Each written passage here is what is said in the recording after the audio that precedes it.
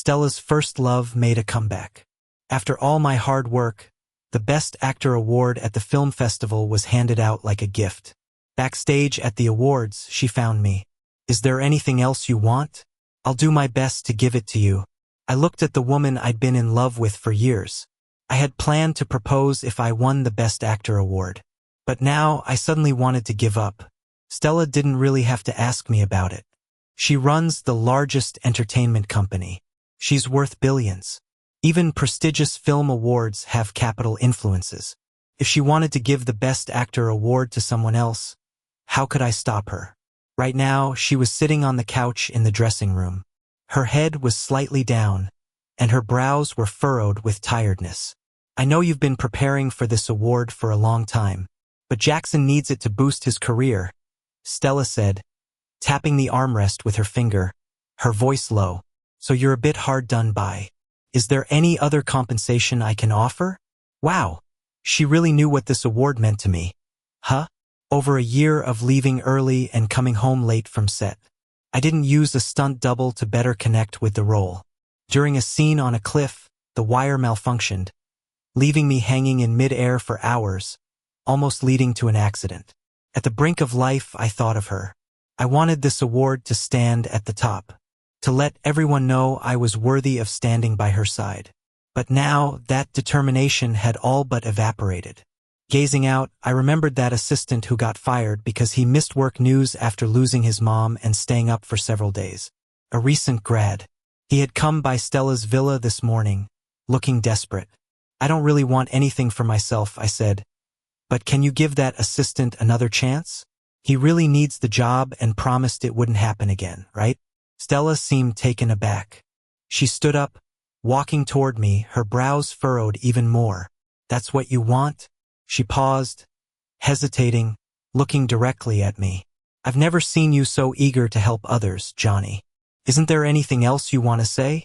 I glanced down instinctively, wearing a brand new luxury suit, but it seemed pointless now. On my right ring finger was a platinum band that both Stella and I had purchased, though I wore it alone. Now it was time to wake up from the dream. "Johnny, you aren't from the same world as her," I thought as I removed the ring, laying it on the table. "Stella, thanks for these last few years. From now on, let's walk separate paths." The rest area was private, just the two of us. Her expression darkened, a somber and serious look on her face. After a long while, she broke the silence coldly. "You've made up your mind? All over a silly award?" I nodded. "Yes, this is all about the award." Above, Stella let out a mocking laugh. "Fine, Johnny," she said, striding out without a glance back. "I don't need the ring. It's a few thousand, nothing I'm short of." Stella was a generous girlfriend for 7 years, showering me with luxury goods, jewelry, cars, even homes. But those rings? They were the one thing I asked her for. I had just graduated from film school, a fresh face in the industry with no resources or connections. My only asset was my good looks. The company's boss brought me to a glamorous party, pointing to the influential guests. "Johnny," he said, "if you can latch onto any of those big shots, your career path will be smooth sailing." Thrown into the crowd, an aging businessman quickly approached me. I backed away instinctively. The people were crowded, and my mind flashed with a thought. If I had to cling to someone, at least let it be a younger, better-looking one. And so, in the next moment, I did the boldest, most reckless thing I'd ever done. I spilled my drink on Stella as she passed by and grabbed her sleeve. "Can you take me away from here?" Stella later said she wasn't surprised by guys throwing themselves at her. But I must have been the dumbest, leaving her speechless. I was an ingenue with no clue about anything back then. For 7 years, Stella and I stayed together. The first 4 years, we never went public with our relationship. I threw every bit of emotion and anticipation into it, even in secrecy. One birthday, she asked me what I wanted. After a mall lunch, I dragged her into a local jeweler and picked out a simple platinum band. Carefully putting it on, Stella casually tossed the ring box into her coat pocket, glancing at me indifferently. "Johnny," she said, "this doesn't mean much, you know?" I wore that ring for 7 years, never seeing Stella wear hers. For years later, one of my TV dramas hit big. Suddenly, I had millions of followers on social media. Even the paparazzi started following me. Amidst a flurry of exposure over days, a picture leaked of me leaving Stella's villa. The public buzzed. Her family's influence was massive, and she kept a low profile. But this time, Stella didn't ask her team to bury the trending topic. Instead, she simply announced our relationship on social media. Many said I was lucky landing Stella. Others claimed she was just fooling around and would discard me when bored. I never bothered to listen to outside comments, just staring at the ring on my left hand. Back then, I had this wild fantasy. Was it the bit of fame I had that made Stella acknowledge me? What if I got a bit more successful? Became a top actor, admired by everyone? Would we get married then? Looking back now, that thought feels so naive.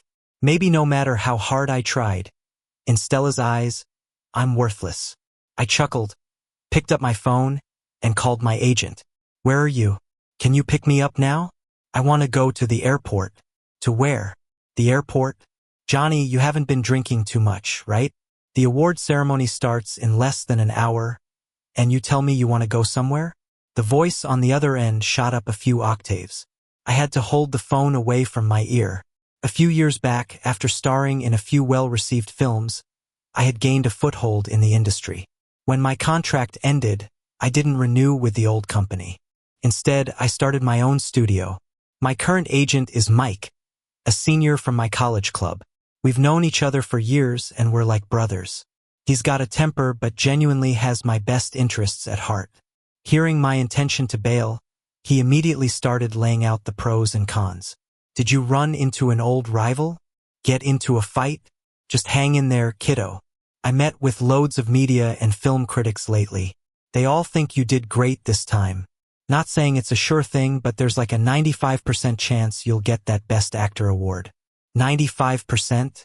I looked up and gave a wry smile. Positive feedback from notorious film critics was unexpected. But what does it matter? I worked so hard to get here, but with just a few words, Stella could dismiss all my efforts over the past year. I won't get it, I quietly said with my eyes shut. They've already given it to Jackson. I didn't catch what was said on the other end, but it sounded like some harsh words were exchanged. Within half an hour, my buddy showed up. The place was swarming with media reporters. It's hard to imagine how he managed to get a pass and squeeze into my dressing room. He embraced me tightly, offering reassurance. It's all right, Johnny. To hell with that award. Let's get out of here. No need to stick around and take crap from anyone. He tugged at my wrist, leading me out through the back employee passage. If I didn't win, I wouldn't have to face the media frenzy and their unreasonable ridicule. I looked at my buddy, and suddenly my gloomy heart felt a bit warmer. See, there's always someone who's got your back no matter what. He ranted all the way from Stella to the organizers, from the entertainment company to the press. No one escaped his ire. By the time we exited the security perimeter and quietly got into the car, his hands were already gripping the steering wheel. The car lurched forward, and he turned to me as if remembering something. Wait, where were you headed? The airport? Didn't you book a ticket already? I took a deep breath, nodded, and softly replied, Norway. Given the previous chain of events, my bro seemed to take it in stride. At least he didn't slam the brakes right there in the middle of the road. He just gave a small exclamation, glanced at me, tapped the steering wheel, and patiently waited for my explanation. I lowered my head, fished my phone from my bag, opened my email, and pulled up the new movie offer letter, handing it to him. A new film is starting up. It's right there in Norway. It's on a tight schedule, so they contacted me directly. The script's decent. I'll have them send the contract over to you later. At the bottom of the offer letter, you could see the sender's name, Susan. Susan's name was well known in film school. A young prodigy director, she made her first short film at 17 and won international awards. She was said to be demanding and serious, with high standards and a bunch of quirks. For instance, she avoided working with big names with major awards.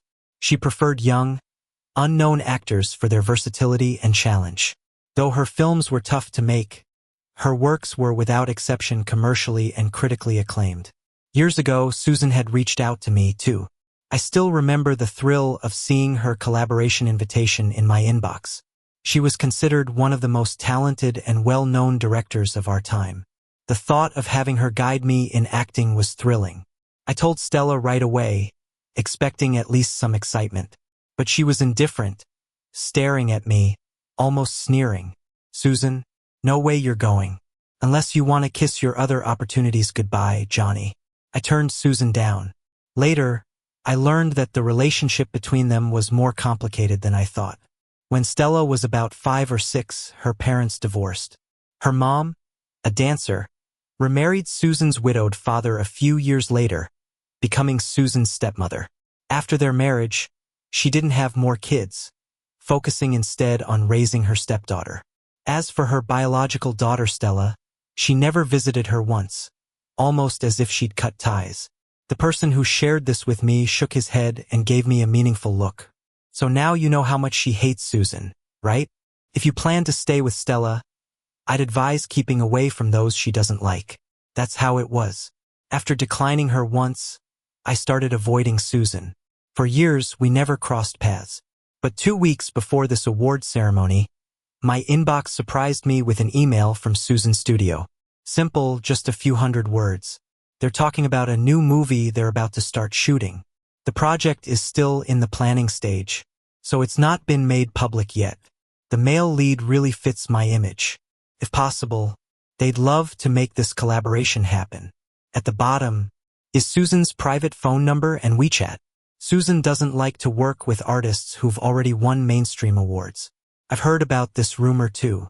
So, if we could sign this contract before the film festival awards, it might be our last chance to work together. I read the email a few times, then looked up at the night outside. This felt like a crossroads. Left was Stella. Right was my career. I took a deep breath. That time, I passed up the last chance. Until today, an hour before the awards ceremony, Stella found me, said she'd take away my award. In the most confused and lost moment, I texted Susan. She replied quickly. "I told you, you're the best fit for the leading role. Norway, Svalbard Archipelago. I can contact an assistant to book you a ticket." When Jackson won Best Actor, Stella was sitting in the front row.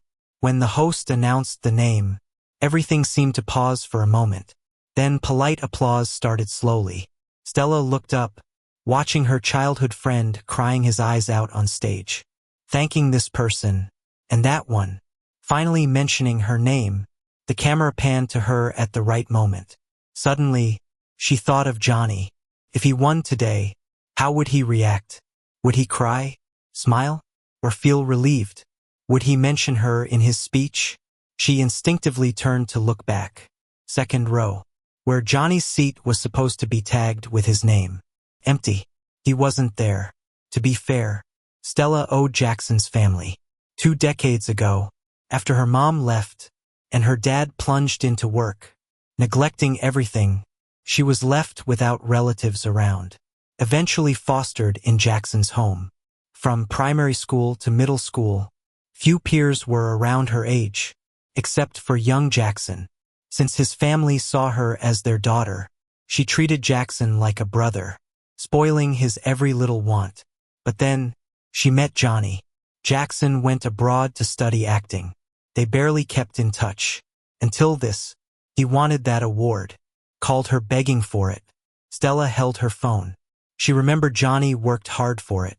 So she paused, trying to reason with him. Without talent, winning wouldn't gain recognition.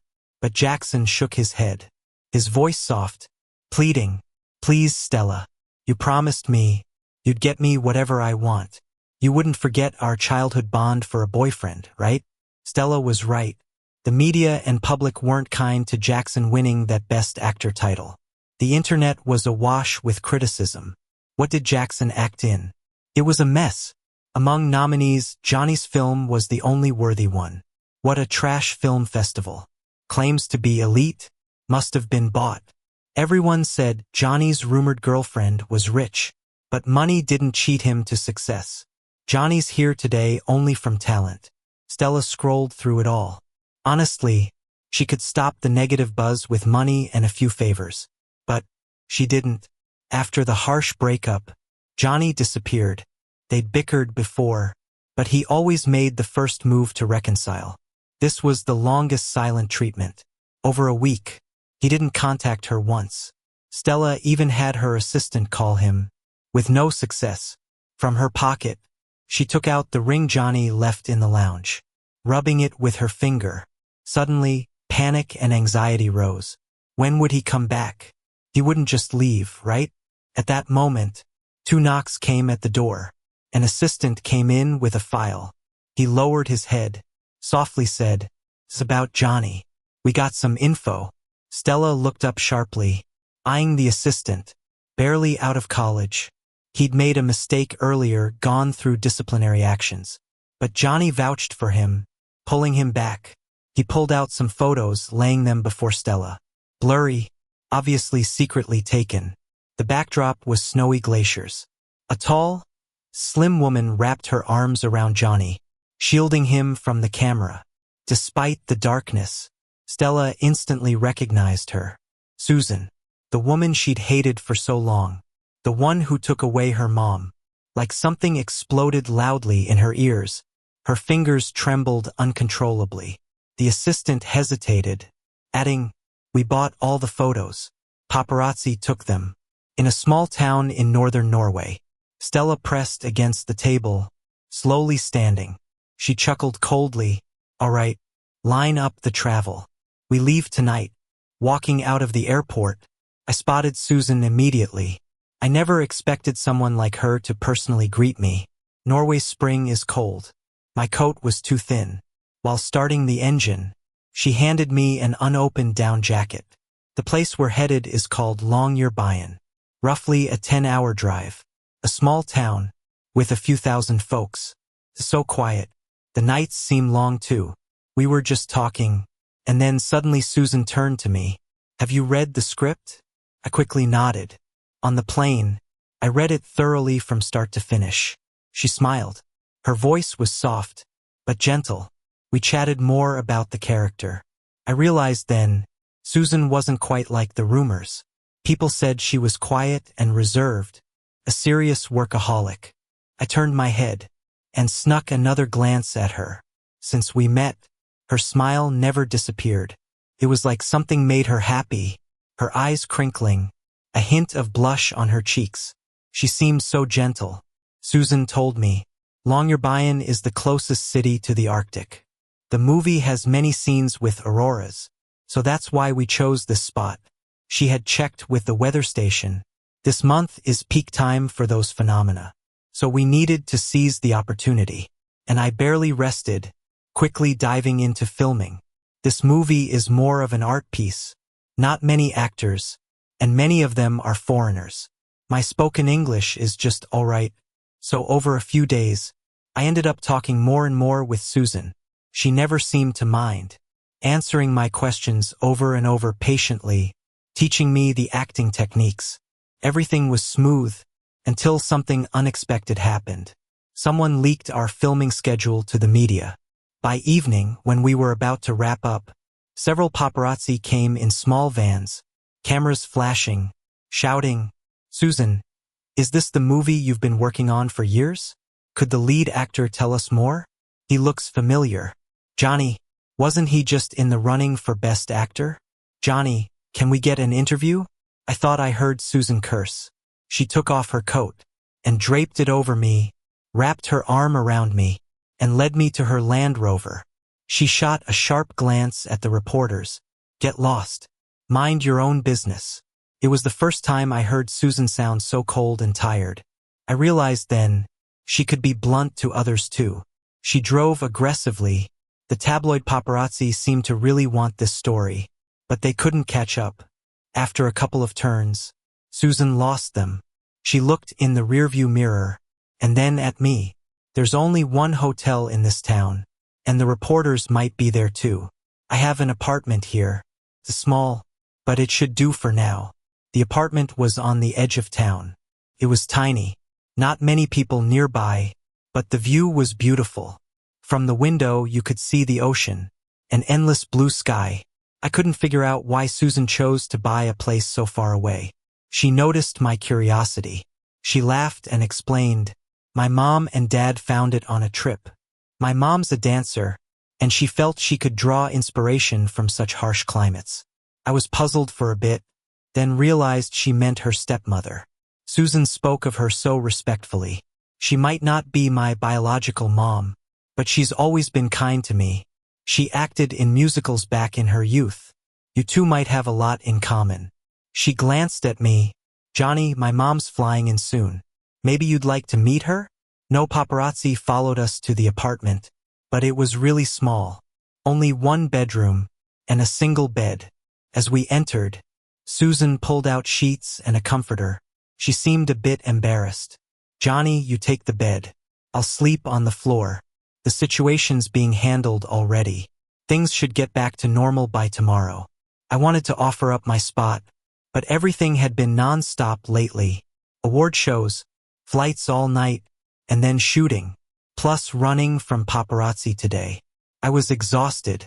As I flopped back, I landed on the bed. Susan seemed surprised. She hurried over and checked my forehead with her cool hand. "You've got a fever, Johnny." That night, Susan barely slept. She rummaged through the apartment's cabinet, found some medicine, though it was traditional medicine. All night, she kept in the kitchen boiling the concoction, while checking on me now and then. I lay there watching her, and suddenly remembered when I was with Stella. There was a rough time for her. Her company was being investigated. Lots of reports filed against them, and inspectors were constant visitors for weeks. It wore her out. She barely slept. In the end, her health gave out, and she was hospitalized. I was out of the country at an event when I heard. I canceled my schedule, flew back overnight for hours. When I arrived at the hospital, Stella was in a VIP room, asleep. I knew there was little I could do, but still, what if she wanted someone familiar nearby when she awoke?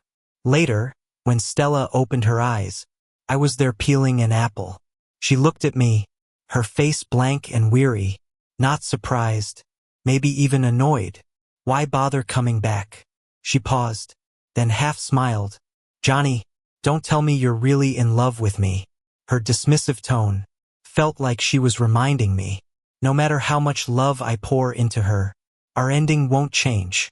In a haze, I seemed to confuse reality and the past.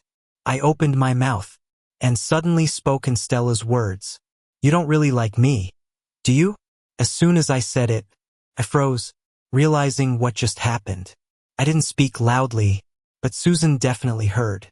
She was standing at the kitchen door, holding a freshly brewed herbal medicine, staring at me with wide eyes. Her ears turned red, and her mouth opened and closed. You what?" The atmosphere was painfully awkward. I sat up straight, waving my hands frantically, to try and explain, but before I could say anything, there was a sudden, urgent knock at the door. The knocking was hard and insistent, as if something really important was going on. Susan's expression turned serious. It was the middle of the night, and we were in a secluded area. If it wasn't the press, it was something to be cautious about. The knocking grew more frantic, almost like whoever it was going to break the door down. Susan moved toward the door, pointing behind her. "Under that cabinet," she said. "There's a shotgun. If we need it, just throw it to me." She opened the door, and there stood Stella, with bloodshot eyes and dust from the road. First, Susan thought it was a journalist who got wind of something, or worse, a vagabond or a robber. As for Stella, Susan wasn't oblivious to our relationship. Still, she thought of Stella as arrogant and self-centered, never caring for anyone. When I missed the award ceremony, Stella became more covetous, as if betting our relationship wouldn't be the same again. She didn't expect Stella to come straight here on a private plane, in the dead of night, crossing half the globe. Wrinkled shirt, coat still damp from the fog. She stepped in and saw me bundled in blankets next to the soul bed. The heater was cranked up, and with my fever, I only wore a thin shirt. No one spoke, but clearly, Stella misunderstood. Stella stood frozen, looking confused, as if she didn't grasp the situation. Then she rushed forward, grabbing Susan by the collar, and pushing her down, shouting and slapping her. "Who do you think you are? I always knew you had ulterior motives. From the moment you met Johnny, your eyes never left him. Without me stopping you, would you have confessed to him?" I was shocked, knowing Susan had been sleepless from filming and taking care of me tonight. She couldn't stand up to Stella like this. Leaning back against the cabinet, Susan smirked, though she looked defeated. "You're right, I liked him all along." "Stella, are you upset because you're scared Johnny doesn't want you anymore?" That sneer seemed to set Stella off for good. Staring at Susan, tears in her eyes, Stella looked filled with raw hate, seeing Susan as her mortal enemy. She screamed, "Susan, why don't you just die? Why do you always take what's mine?" I had no doubt Stella wouldn't stop if no one intervened. So I remembered Susan's words, found the shotgun from the cabinet, and pointed the dark muzzle at Stella's shoulder. I took a deep breath and said, "Stella, leave." I can still remember the look in Stella's eyes, panicked, disbelieving. I followed her for so long. She couldn't fathom I'd ever stand against her for someone else. She lowered her gaze, ran her fingers along the barrels, and pushed it away gently.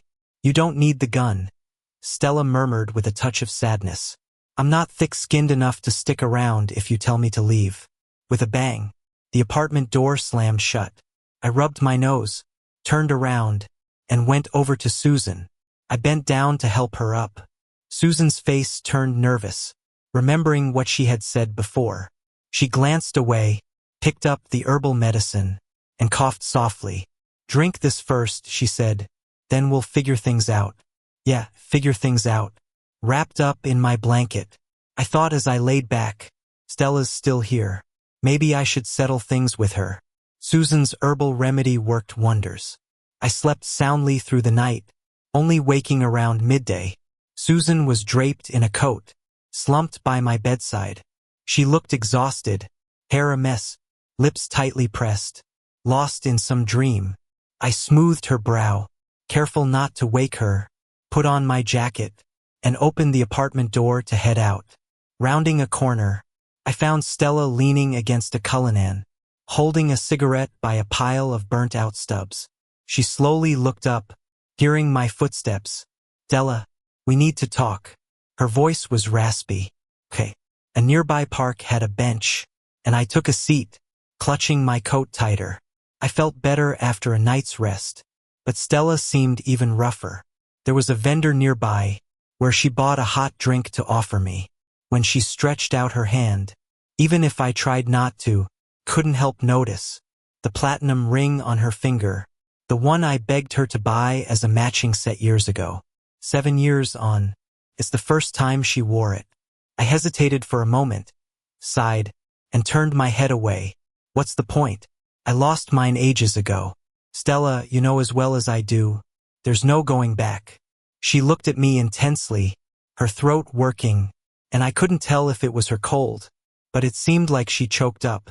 Her voice had a hint of a whimper to it. She hadn't lost it.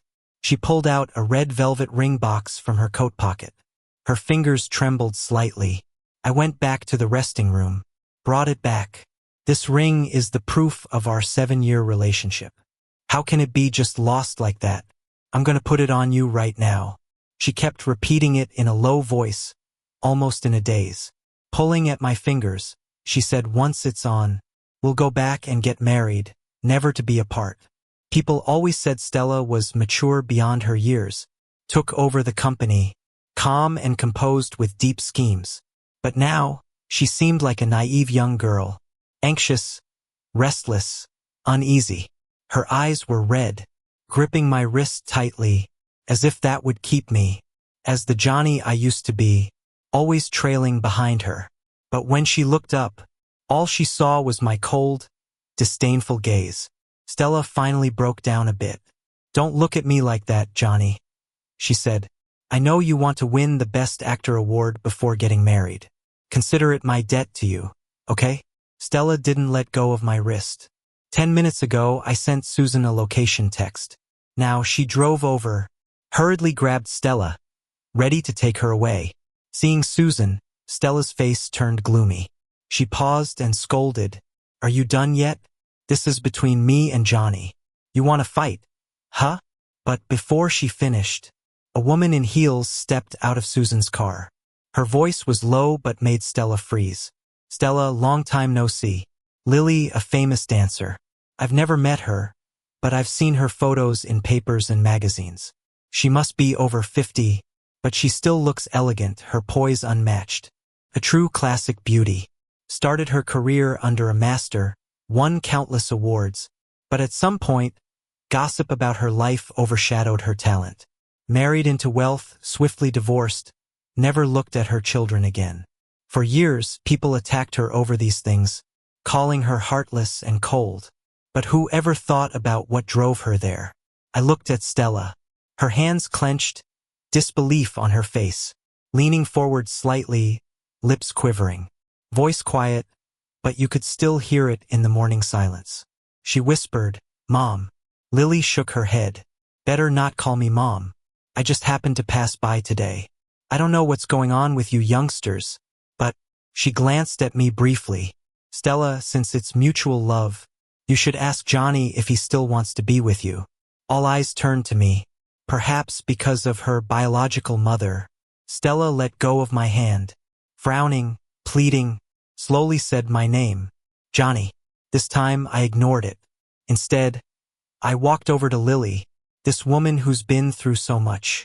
She glanced at me, patted my shoulder, and smiled a little. All right, since you've decided, let's go home. As we headed to Susan's car, a breeze blew by. I heard a shout from behind, full of anger, unwillingness, pain. It wasn't directed at me, but at the mother who left a decade ago. I've already admitted my wrongs. Why won't you forgive me? You've abandoned me for so many years. Now someone else loves me, and you want to take him away too. Mom, Mom, Mom, why do you hate me so much? Why?